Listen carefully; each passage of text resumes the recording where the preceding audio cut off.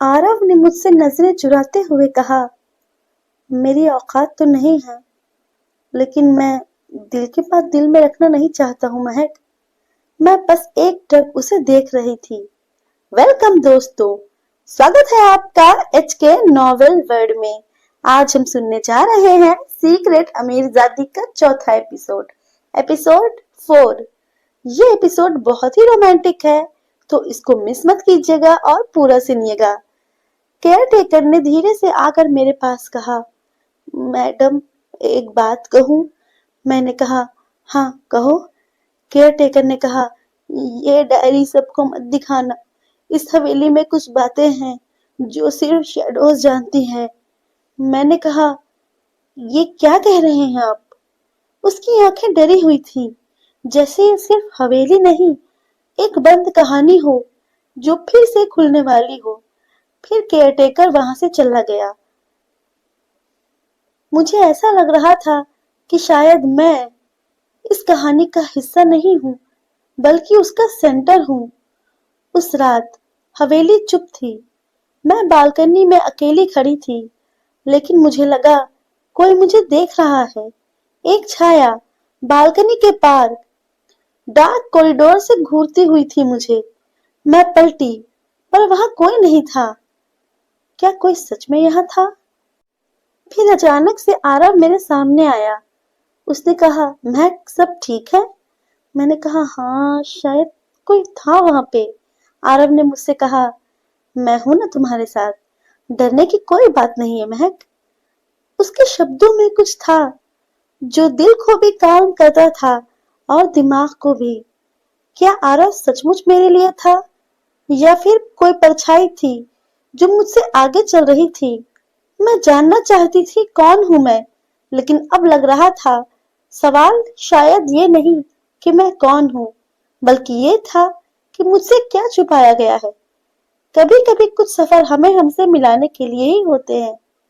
शिमला की वो सुबह, पहली बार ऐसा लगा जैसे मैं किसी फिल्म का हिस्सा हूँ। आरव ने कहा, चलो महक, बाहर चलते हैं, पहाड़ों पर।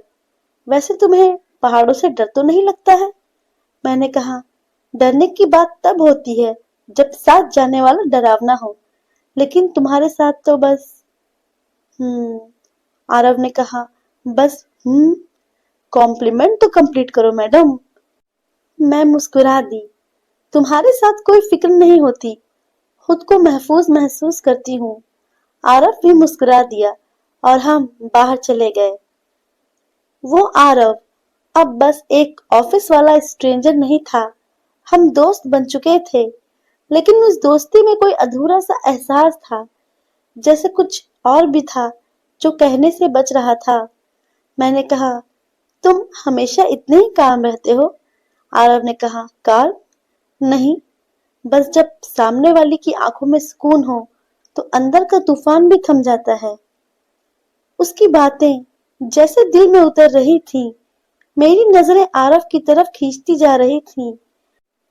पहाड़ों पर घूमने के बाद हम वापस हवेली आ गए और मुझे एक बार फिर से किसी की परछाई दिखी। मैंने आरव से कहा, आरव वहां कोई था? आरव ने कहा, शायद केयरटेकर होगा, डरने की बात नहीं है। तुम इतना डरती क्यों हो महक? आरव ने मुझसे कहा, महक तुम्हें सच में नहीं लगता कि तुम्हारा कोई और पास्ट हो सकता है? मैंने कहा, लगता है, और डर भी लगता है। शर्मा सरनेम मेरा था, पर अब सब झूठा सा लग रहा है। आरव ने कहा, पर जो तुम अभी हो वो सबसे असली हो। हम दोनों फायर प्लेस के सामने बैठे थे और उसकी नजरें जैसे मेरे रूह तक पहुंच रही थीं। आरव ने धीरे से कहा, महक अगर मैं कहूं कि तुम्हें खोने से डरता हूं तो? मुझे उसके अल्फाजों का मतलब समझ तो आ रहा था, पर मैंने ऐसा रिएक्ट किया जैसे मुझे कुछ समझ ही न आया हो। मैंने कहा, मतलब आरव, तुम कहना क्या चाहते हो? आरव ने मुझसे नजरें चुराते हुए कहा, मेरी औकात तो नहीं है, लेकिन मैं दिल की बात दिल में रखना नहीं चाहता महक। मैं बस एक टक उसे देख रही थी। मैंने कहा, क्या कहना चाहते हो आरव? कह दो, तुम्हारी औकात मेरी नजर में सबसे ऊपर है। तुम्हारी मेरी जिंदगी में जो जगह है वो किसी की नहीं है। हम दोनों की नजरें मिली और हम एक दूसरे की नजरों में खो से गए। पहली बार आरव ने मुझसे अपनी मोहब्बत का इजहार किया था। उसने कहा, मैंने तुमसे महक मैंने वो कह रहा था कि उसकी जबान लड़खड़ा रही थी, पर वो लड़खड़ाहट मेरी रूह को सुकून दे रही थी। मैंने कहा, हाँ आरव, बोलो ना, प्लीज बोलो ना। उसने कहा, मैं तुमसे प्यार करने लगा हूँ महक। वो अल्फाज जैसे मेरे दिल की बंजर जमीन पर बारिश जैसे लगे। शिमला की ठंड मुझे मुंबई की गर्मी जैसी लगी। मैं शर्म से पसीना पसीना हो गई। मैंने नजर झुकाते हुए कहा, तुम्हारे शब्द मेरी सांसों में घुलते जा रहे हैं आरव। मैं भी तुमसे। मैं इतना कहकर रुक गई। आरव को देखकर ऐसा लग रहा था कि जैसे वो मेरी हाँ सुनने के लिए बेकरार हो। उसने कहा, बोलो ना महक, प्लीज बोल दो। और फिर मैंने भी इजहार मोहब्बत कर दिया। उस रात हम दोनों करीब आ गए, बेहद करीब, और मैंने खुद को खोकर आरव को पा लिया। मैंने खुद को आरव को सौंप दिया और उसकी बाहों में मेरा जिस्म पिघलने लगा। मैंने कभी सोचा नहीं था कि मैं किसी से इतनी मोहब्बत करने लगूंगी कि खुद को खो दूंगी। सुबह की रोशनी धीरे धीरे कमरे में उतर रही थी और जब मेरी आंख खुली तो मैंने खुद को अभी भी आरव की बाहों में पाया। उसका चेहरा इतना पास, जैसे रात की हर बात अब भी सांसों में बाकी हो। आरव ने कहा, उठ गई आप? Good morning. आरव मुझे बहुत प्यार से देख रहा था। मैंने कहा, गुड मॉर्निंग। मैं झिझक गई, थोड़ी सी शर्मा गई, और तभी उसने हल्के से मेरा चेहरा उठाया।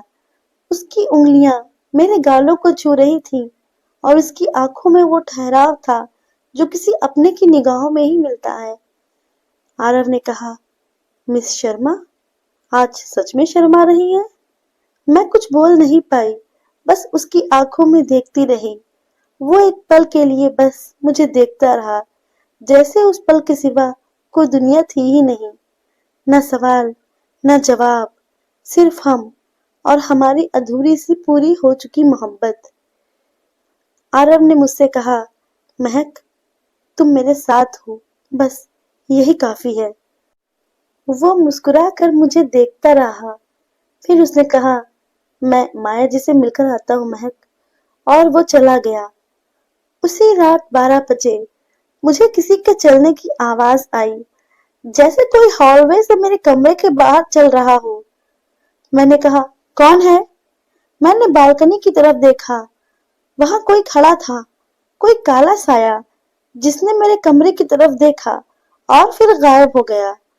ये हवेली, ये सफर, ये शैडो, सब कुछ सच लग रहा था और झूठ भी। आरव के साथ जुड़ाव दिल तक जा चुका था, लेकिन शायद कोई और भी था जो मुझे देख रहा था, जान रहा था और शायद मुझे बचा रहा था। सुबह हो चुकी थी, लेकिन रात की परछाई अभी भी मेरे जहन में थी। मैंने खुद से वादा किया कि मैं इस हवेली का सब जान कर रहूंगी। मैं उलझन में अपने कमरे में टहल रही थी। आरव अब तक उठा नहीं, इतनी देर तो कभी नहीं होती। इतने में आरव पीछे से आया। Someone missed me? मैंने कहा, आरव, तुमने तो मुझे डरा ही दिया था। आरव ने कहा, नहीं, बस देखना चाहता था कि तुम अब भी मेरी बाहों में वैसे ही सुकून महसूस करती हो। उसकी आंखों में कुछ तो था जो मुझे सवालों से दूर ले जाता था, लेकिन जवाबों की तलाश अब तेज हो चुकी थी। उसने कहा, चलो महक, कहीं बाहर चलते हैं, थोड़ा घूमते हैं। तुम अगर कहो तो मैं पूरी पहाड़ी तुम्हारे नाम ही ना कर दूं महक। मैंने कहा, पहाड़ों से ज्यादा मुझे वो पसंद है जो मेरे साथ खड़ा रहता है हर मौसम में। क्या लगता है आपको, कौन होगी वो परछाई जो महक को देख रही थी? ये सच में उसे बचा रही थी? क्या आरव सच में महक से प्यार करता था, या ये कोई छलावा था? तो हमें अपने कमेंट करके जरूर बताइए कि आपको क्या लगता है, कौन थी वो शैडो। اور کیا مہک سچ میں اس امپائر کی مالکن تھی یا یہ بس کوئی سازش تھی؟ تو سبسکرائب کیجئے، لائک کیجئے، شیئر کیجئے اور ہمیں بتانا نہ بھولیے کہ آپ کو یہ سیکرٹ امیرزادی سیریز کیسی لگ رہی ہے۔ تو اب ہم ملیں گے نیکسٹ ایپیسوڈ میں، تب تک کے لیے اپنا خیال رکھیے۔ Thank you.